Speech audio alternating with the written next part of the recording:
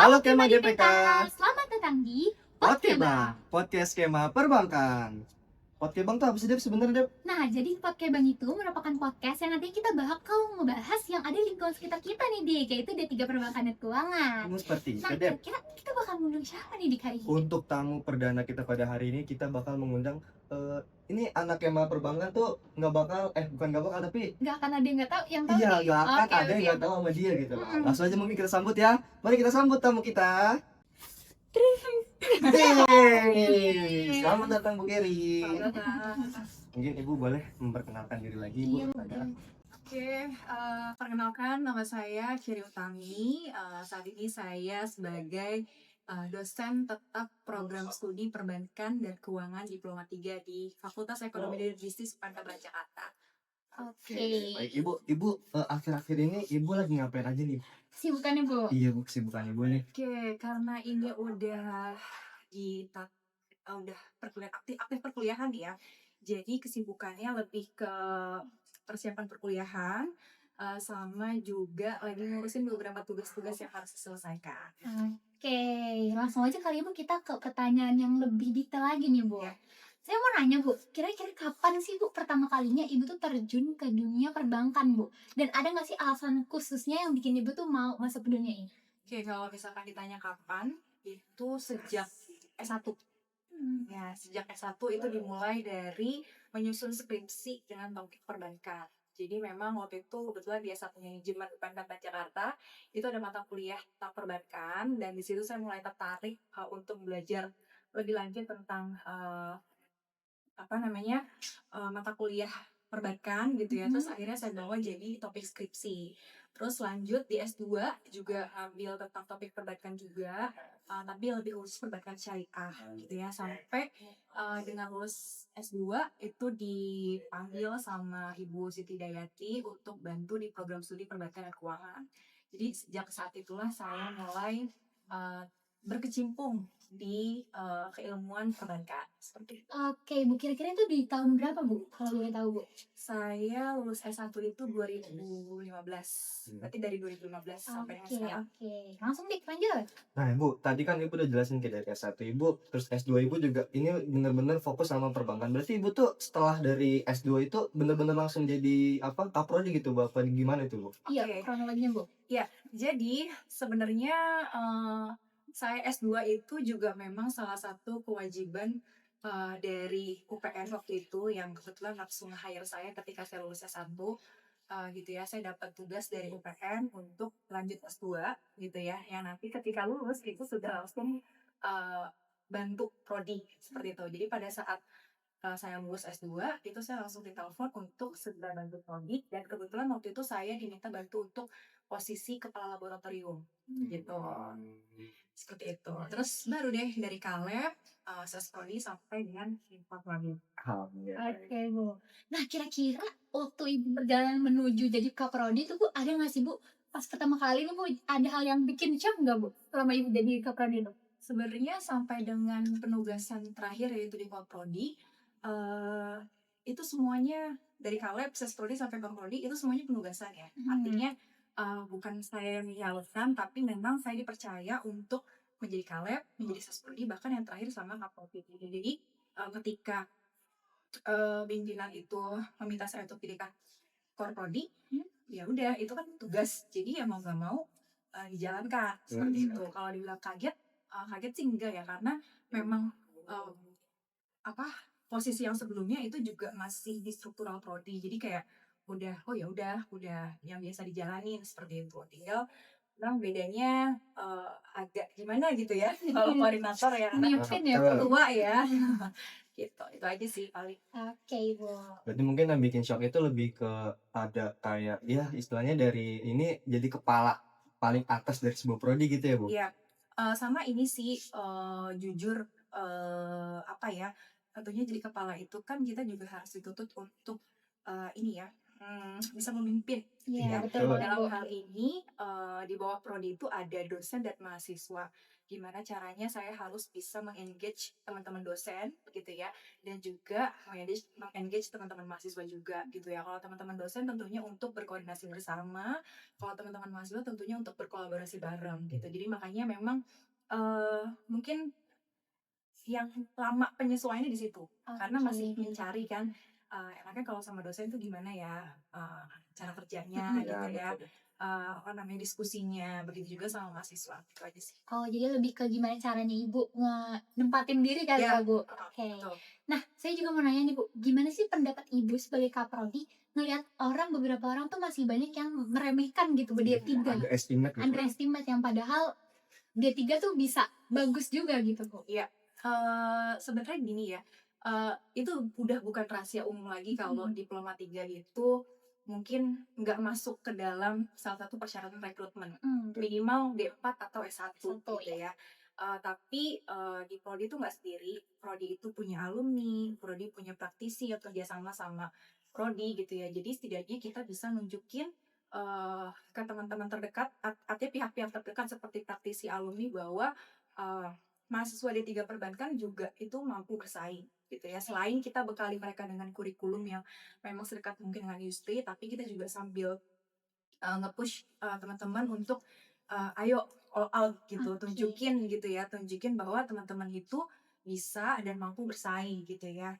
Nah, itu kan jalur masuknya lewat tadi dari praktisi yang mengajar kalian gitu ya.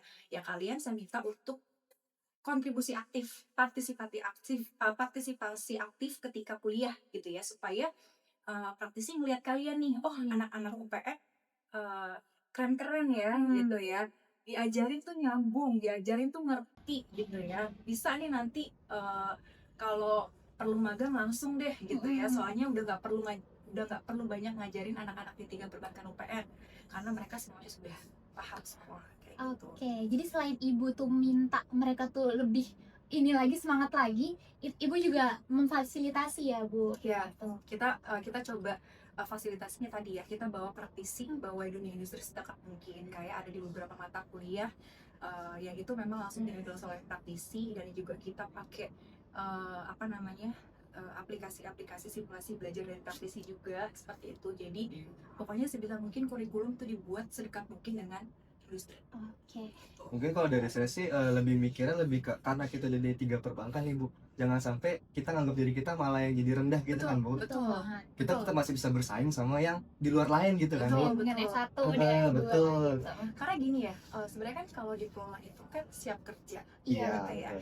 Jadi sebenarnya gini, kalau menurut saya, gimana sih caranya biar siap kerja gitu ya, berarti kan teman-teman harus punya bekal yang cukup nih gitu betul. ya, punya bekal pengetahuan, punya bekal keterampilan, dan juga tambahannya adalah bonusnya punya bekal sertifikasi juga gitu. Mhm. Artinya pengetahuan dan kemampuan kalian sudah tersertifikasi Hmm. gitu. Harapannya nanti ketika ke industri, ya udah industri nggak perlu banyak ngajarin teman-teman lagi, tapi teman-teman sudah punya bekal yang cukup juga untuk siap kerja gitu. Nah, Bu tadi udah jelasin kayak pendapat Ibu segala macam. Nah, selama menjadi kaprodi nih Bu, Ibu ada nggak sih pengalaman yang menyenangkan gitu Bu selama Ibu menjabat menjadi kaprodi gitu Bu? Yang menyenangkan, Menyenangkan nih yang Bu. menyenangkan itu yang pasti, yang pertama, eee, pas lagi sama teman-teman mahasiswa ya, itu Mhm. pasti gitu ya. Terus yang kedua, kebetulan, eee, lingkup kerja kami di struktural sesama kaprodi, kajur gitu ya, dekanat gitu ya, itu memang, apa ya, lingkungannya happy gitu ya, Mhm. lingkungan kerjanya tuh happy gitu ya. Kita selalu bercanda, selalu, apa, ya serius-serius, tapi kita juga gak lupa untuk, happy gitu ya, untuk, Oke. saling guyon atau Mhm. apa gitu ya. Pokoknya kita berusaha untuk menciptakan suasana kerja itu yang menyenangkan gitu, meskipun pekerjaan kita banyak Iya, gitu banyak. ya. Jadi ya udah, happy-nya sama teman kerja apa, ketika bekerja bareng sama teman-teman struktural, sama teman-teman mahasiswa tentunya gitu ya. Itu sih. Oke. Nah, berarti kan lingkungannya juga mendukung ya, Bu? Mhm, Tapi pastinya selain tadi yang senang-senang, ada juga nggak sih, Bu, hal-hal sedih selama Ibu menjadi kaprodi? Kira-kira boleh ceritain nggak, Bu? oke. Yang paling sedih itu, mmm, kalau biasanya pas lulus, Patut pas berpisah. lagi pas lagi penetapan yudisium Mhm. gitu ya, pas penetapan yudisium gitu ya, ternyata, masih banyak teman-teman yang belum bisa yudisium gitu ya, misalkan karena persyaratan atau lain hal seperti itu. Nah itu sedih dan juga kayak ngerasa gagal untuk memonitor teman-teman, kok bisa ada yang ketinggalan gitu ya. Kok bisa ada yang belum selesai gitu ya administrasinya. Makanya saya berkolaborasi sama ketua angkatan untuk saling support, saling mengawal gitu ya, saling memonitor teman-teman angkatannya, jangan sampai ada yang ketinggalan seperti itu. Alhamdulillah beberapa angkatan terakhir itu berjalan dengan baik gitu ya. Ketua angkatannya itu saling mencari tahu gitu ya, angkatan-angkatan teman-teman angkatannya apa yang belum selesai, mana yang belum dianggap sulit gitu ya. Itu mereka saling bahu membahu dan mereka selalu laporan sama saya. Jadi yang paling sedih ya kalau misalkan ada yang ketinggalan lulusnya, itu sedih sih. Oke, jadi mungkin pesannya buat ketan-ketan lebih ngerangkul lagi Iya, ya Bu, dan betul. lebih Harus deket solid. lagi nih sama anak-anaknya. Betul. Oke. Nah Bu, tadi kita udah nanyain hal senang terus hal sedih juga Bu. Nah kalau sekarang ada nggak nih Bu pengalaman unik nih Bu selama jadi Unik nih, Bu. kaprodi? Pengalaman unik ya. Iya mungkin yang kayak aduh ada apa nih dengan mahasiswa-mahasiswa kita gitu. Iya, atau mahasiswanya yang unik gitu Bu. Sebenarnya kalau dibilang unik, apa ya? Paling kadang, tapi ini saya nggak sebutin masalahnya secara detail sih. Ternyata banyak permasalahan-permasalahan yang terjadi di program studi, dan itu ternyata permasalahannya benar-benar out of the box dan benar-benar nggak kejadian di prodi-prodi lain, dan itu ternyata terjadinya di D3 Perbankan. Oke. Gitu. Jadi saya nggak bisa ceritain karena memang ini buat ranah internal aja gitu. Yang nyatanya mungkin saya sering cerita sama teman-teman gitu ya di grup, dan nyatanya masalah-masalah itu hanya ditemukan di tiga perbankan. Oke. Jadi di saat prodi lain Nggak ada. nggak ngelakuin, Maksudnya ternyata nggak- di kampus ngelakuin gitu ya. Oke. Tapi memang sebenarnya saya sendiri sebenarnya bukan bangga, tapi saya merasa oh ya udah, berarti sistem monitoring, sistem pengawalan dari prodi cukup ketat sehingga bisa menemukan kejadian-kejadian unik tersebut. Gitu ya, saking ketatnya di prodi, kejadian-kejadian unik Bisa tersebut ketahuan. bisa ketahuan. Oke. Gitu ya, itu sih. Oke Bu, mungkin selanjutnya lebih ke pesan dan saran juga nih buat kita yang masih aktif nih Bu di Iya. kuliah. Tetap kompak, Oke. karena beberapa angkatan terakhir itu kompak banget ya, mereka sampai punya IG pribadi gitu, IG angkatan gitu ya, terus terus kegiatan-kegiatan bareng gitu ya, pokoknya tetap kompak dan tetap kontak sama teman-teman angkatan, sama jaga tali silaturahmi dengan alumni, soal-soal sama alumni, misalkan nanya-nanya tugas akhir atau tempat magang gitu ya.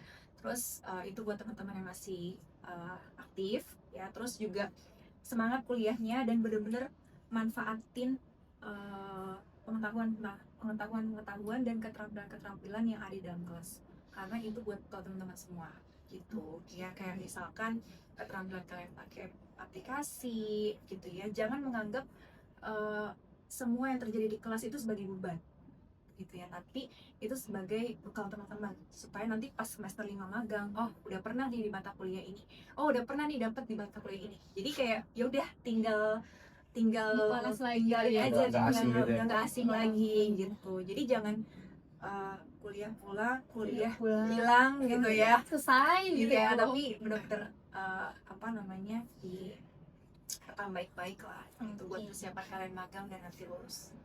Itu sih.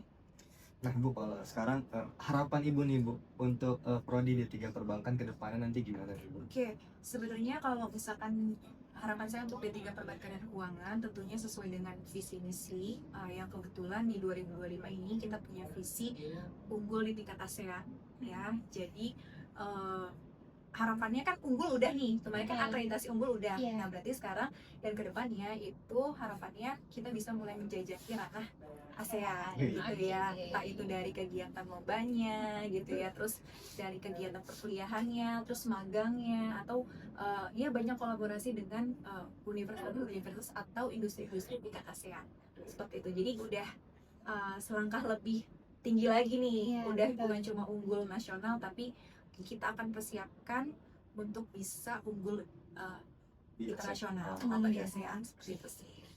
Jadi teman-teman mahasiswa harus siap ketika nanti ada mahasiswa asing masuk gitu ya. Wih, Terus dosen ngajar pakai bahasa Inggris gitu ya. Terus nanti kalau misalkan, dan teman-teman juga harus siap upgrade diri ya, upgrade skill. Coba ngelamar-ngelamar atau cari lowongan itu jangan cuma di dalam tapi juga di luar, atau mungkin bank-bank asing, jangan cuma bank-bank himbara atau bank-bank swasta nasional, tapi juga coba cari ke swasta internasional juga. Itu kan banyak ya. Itu sih. Jadi paling mungkin buat kita nanti lulus jangan ngerasa ada batas ya Bu Iya, di betul. dalam negeri aja, tapi kita harus coba cari peluang gitu Bu. Tapi di samping itu kita harus ningkatin potensi dari kita juga. Oke. Oke, pertanyaan tadi ya sekaligus menutup kita pada sesi podcast pada hari ini. Sebelumnya saya ucapkan terima kasih kepada Bu Keri untuk karena sudah meluangkan waktunya ya. Betul ya, padahal sibuk banget nih Bu Keri. Betul, ini Udah sampai Oh, udah enggak. kamu kok pura-pura sibuk Oh aja. iya, oke. Sibuk. Tapi kalian jangan sedih, karena kenapa nih Dem? Karena podcast Skema Perbankan bakal ada di next episode. Jadi jangan lupa dipantengin terus di Instagram Hima Pradika. Saya Siti Nur Salim, Saya Devina Laila, pamit. undur diri. Dadah. Dadah.